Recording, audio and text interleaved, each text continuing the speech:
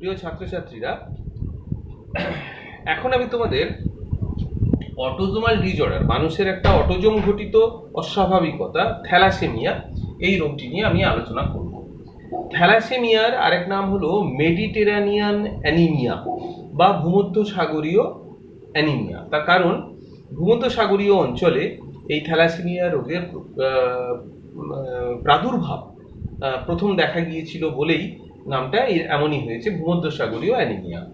এবং অ্যানিমিয়া কথাটা থাকার জন্য বুঝতেই পারছো যে এটা হলো রক্তাল্পতা ঘটিত রোগ, তীব্র রক্তাল্পতা ঘটিত রোগ হলো থ্যালাসেমিয়া। থ্যালাসা কথাটার অর্থ সমুদ্র, অর্থাৎ ভূমধ্যসাগরীয় অঞ্চলে যেহেতু হয়েছে তাই থ্যালাসা কথাটা গ্রিক শব্দ থ্যালাসা থেকেই থ্যালাসেমিয়া রোগটার নামকরণ করা হয়েছে।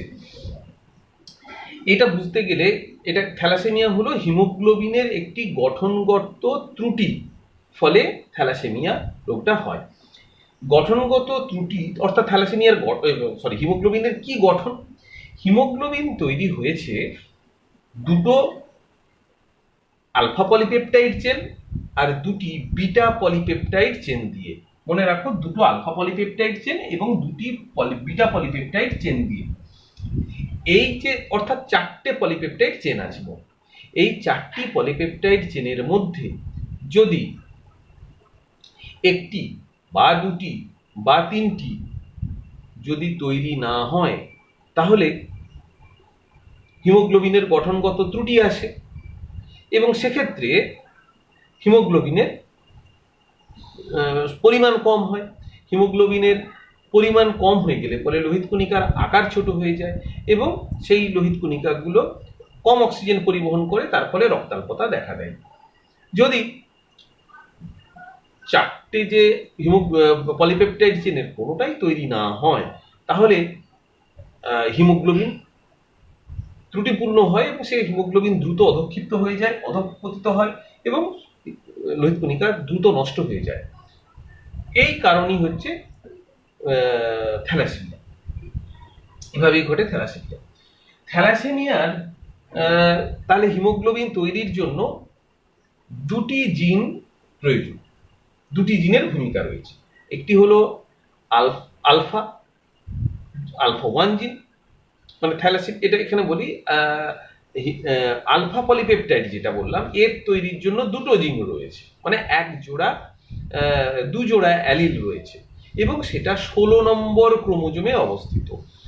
মানুষের 16 নম্বর ক্রোমোজোমে দুটি লোকাসে দু জোড়া অ্যালিল আছে আলফা পলিপেপটাইড সংশ্লেষের জন্য। সেই জিন অ্যালিলগুলি হচ্ছে আলফা 1 এবং আলফা 2। পক্ষান্তরে 11 নম্বর ক্রোমোজোমে রয়েছে বিটা পলিপেপটাইড তৈরির জন্য একটি লোকাস, যেখানে এক জোড়া অ্যালিল রয়েছে বিটা পলিপেপটাইডের অ্যালিল। এটা 11 নম্বর ক্রোমোজোমে। এখানে ছবিতে আমি 16 নম্বর ক্রোমোজোম গুলো দিয়ে দেখিয়েছি, এটা 11 নম্বর আমার লেখা হয়নি, আমি লিখে দিয়েছি। এগুলো 11 নম্বর ক্রোমোজোম দিয়ে দেখানো হয়েছে।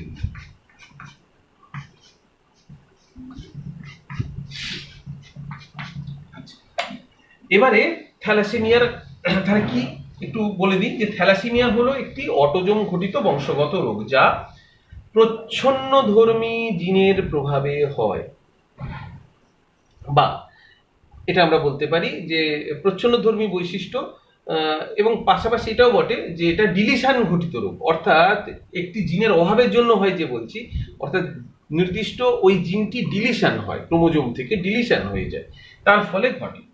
মানুষের হিমোগ্লোবিন উৎপাদনে ত্রুটি হয় বা ঘাটতি দেখা দেয়। হিমোগ্লোবিন দুটো আলফা ও দুটো বিটা পলিপেপটাইড শৃঙ্খল দ্বারা গঠিত। এই দু প্রকার পলিপেপটাইডের যে কোনো একটি বা দুটি বা তিনটি কম তৈরি হলে বা যদি আদৌ তৈরি না হয় তাহলে হিমোগ্লোবিনের গঠনগত ত্রুটি দেখা দেয়।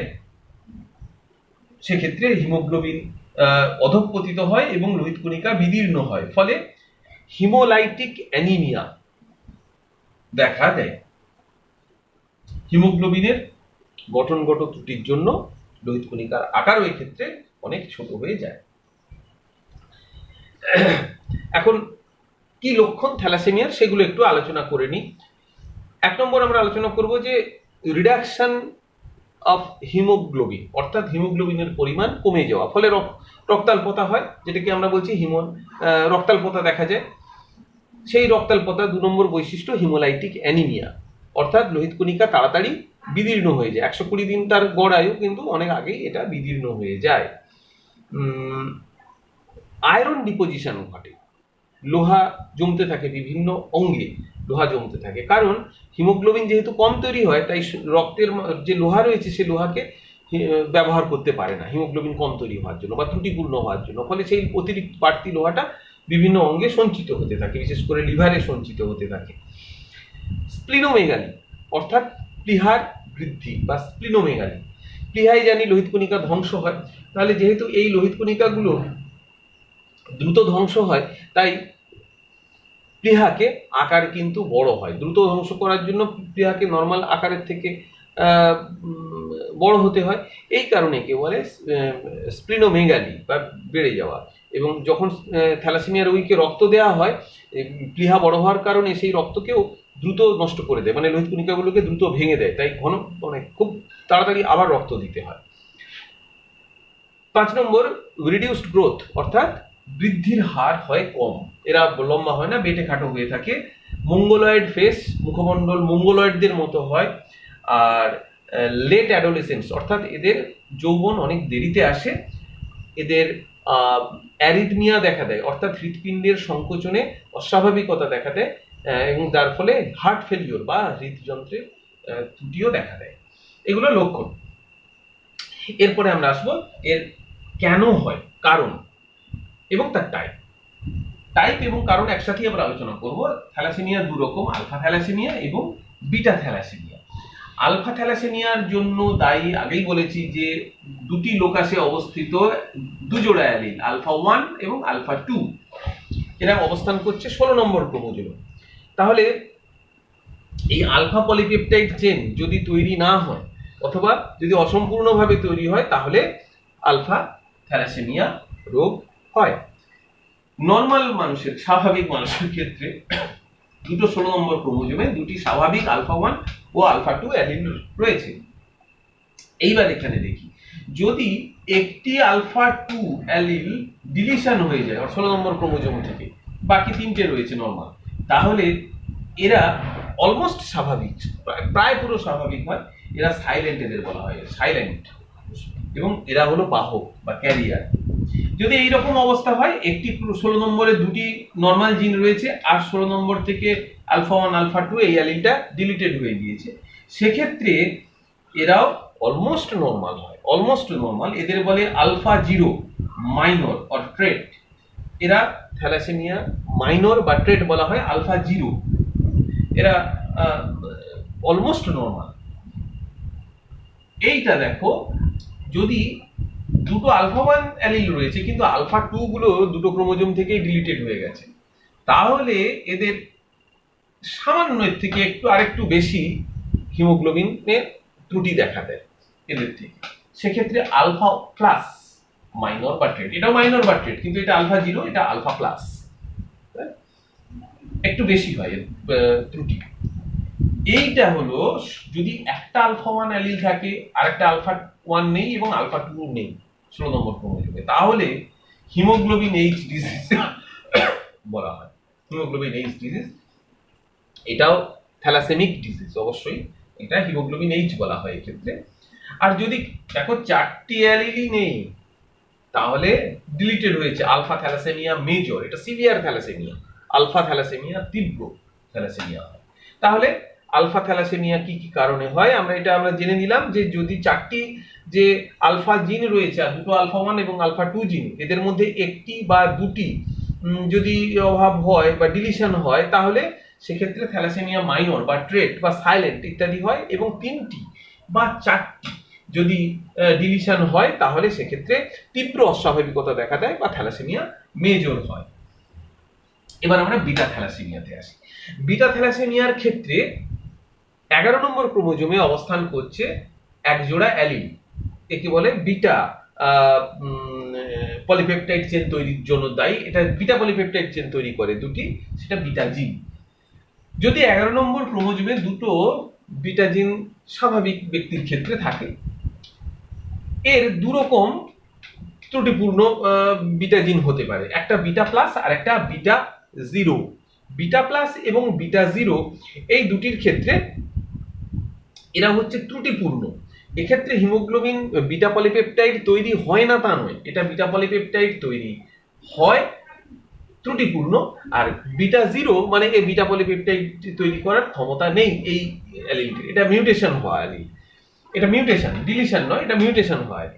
এক্ষেত্রে দেখো, যদি একটি নর্মাল অ্যালিল হয় আর একটি যদি বিটা প্লাস অ্যালিল হয়, অথবা একটা বিটার অ্যালিল নর্মাল হয় আরেকটি বিটা জিরো অর্থাৎ মিউটেশন হওয়া, এর ক্ষমতা নেই বিটা পলিপেপটাইড তৈরি করার, আর এর ত্রুটিপূর্ণ, সেক্ষেত্রে মাইনর অর ট্রেট অথবা একে সাইলেন্ট বলা হয়। এরা কিন্তু ক্যারিয়ার, অবশ্যই ক্যারিয়ার, বাহক।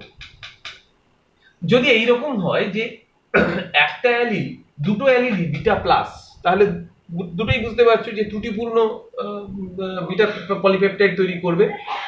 অথবা একটা বিটা প্লাস একটা বিটা জিরো, মানে একটা ত্রুটিপূর্ণ বিটা পলিপেপটাইড আর একটা তৈরি করতে ক্ষমতা নেই, এটা মিউটেশন হয়।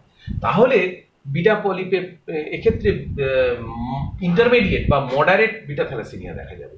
তীব্র হবে না, কিন্তু ইন্টারমিডিয়েট, একটা মধ্যবর্তী বা মডারেট বিটা থ্যালাসেমিয়া হবে, এবং স্বাভাবিক এটার থেকে এইটা একটু তীব্র হবে। আর যদি দুটো বিটা জিরো থাকে, অর্থাৎ মিউটেটেড জিন দুটোই যদি হয় বিটা জিরো, তাহলে এক্ষেত্রে বিটা পলিপেপটাইড তৈরি হবে না এবং মেজর বা সিভিয়ার বিটা থ্যালাসেমিয়া হবে।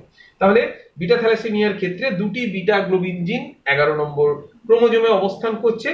যদি মিউটেশনের কারণে বিটা পলিপেপটাইড তৈরি না হয় বা অসম্পূর্ণভাবে তৈরি হয়, তাহলে তাহলে বিটা থ্যালাসেমিয়া মাইনর বা ট্রেট এবং বা মেজর হতে পারে। যদি ত্রুটিপূর্ণ একটি পলিপেপটাইড স্বাভাবিক এবং একটি পলিপেপটাইড ত্রুটিপূর্ণ হয়, বা দুটি ত্রুটিপূর্ণ পলিপেপটাইড বিটা পলিপেপটাইড তৈরি হয়, সেক্ষেত্রে মাইনর বা মডারেট বিটা থ্যালাসেমিয়া হয়। আর যদি দুটি ত্রুটিপূর্ণ জিন অর্থাৎ বিটা জিরো থাকে, তাহলে সেক্ষেত্রে বিটা থ্যালাসেমিয়া মেজর হয়। এই বিটা থ্যালাসেমিয়াকে কুলিজ অ্যানিমিয়াও বলা হয়, কুলিজ অ্যানিমিয়া। আশা করি তোমরা এটা বুঝতে পারলে। আরেকটি বিটা, এছাড়াও একটি ডেল্টা থ্যালাসেমিয়া রয়েছে। ডেল্টা থ্যালাসেমিয়া সেটা গুরুত্বপূর্ণ নয়, মাত্র 3% হিমোগ্লোবিনে আলফা এবং ডেল্টা জিন রয়েছে, এবং এদের ক্ষেত্রে এর প্রভাব যদি বিটা পলিপেপটাইড যদি কম তৈরি হয় বা ত্রুটিপূর্ণ হয়, তাহলে তার প্রভাব তীব্র হয় না, অর্থাৎ এটা অতি মৃদু একটি অ্যানিমিয়া দেখা দেয়। ফলে আমরা ডেল্টা থ্যালাসেমিয়া আলোচনায় আনছি না, মূলত আলফার বিটা থ্যালাসেমিয়া। আশা করি তোমরা এই পুরো আলোচনাটা আজকে বুঝতে পারলে।